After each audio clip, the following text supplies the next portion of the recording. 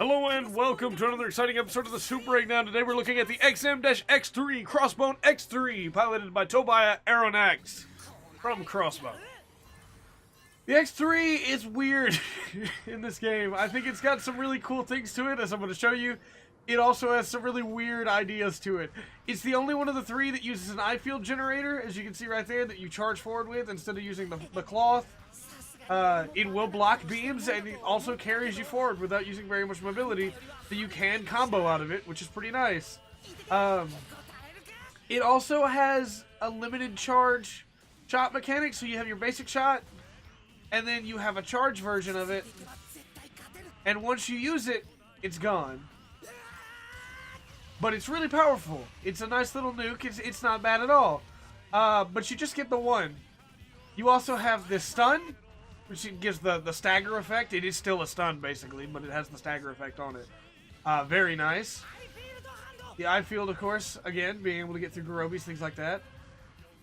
And then you have this stomp.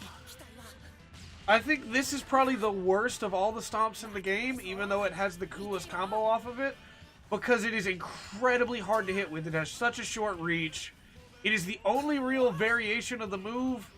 You can do it mid-melee combo to try and help, but even then you're not ever guaranteed a hit there. The only way that you can guarantee that you'll get it is to stun and then do it. And we'll show the combo. I just don't think it's worth it. It doesn't do enough damage for it to really make itself worth the hard work you have to do to get the stomp. Because it also, of course, requires you to connect with one of your stuns. I accidentally showed off something there that I didn't mean to show off yet. That's fine. There we go. Stun. Stun. There you go. It is a nice little hit. It's fine. It does the job. I just don't like it at all. There's the combo. We'll show off the burst real quick. Or we won't, because we didn't have enough hyper armor to get through that Garobi. Yeah, the X3 is just in a really weird place when it comes to its range game. The Striker's not bad, because it also fires out the stun. And having a dedicated stun that has a really quick charge time on it is really nice. I think the melee is pretty good, as we'll get into in a minute, but the range game's a little weird. Now, after you burst, you do get the nuke back, which, as you can see, is very useful. May be worth boosting at half just to get the nuke back because of how effective it is. I think that in the range game, the X3's fine.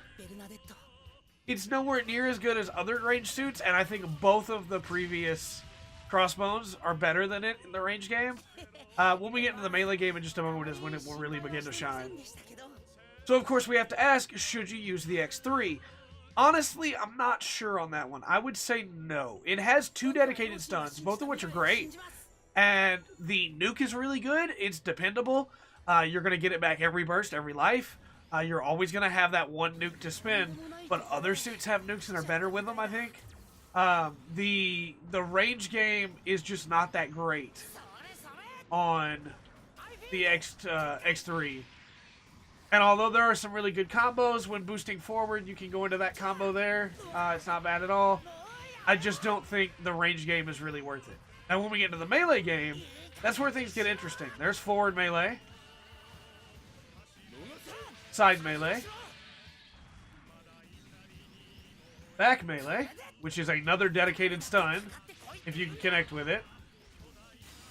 Just like that.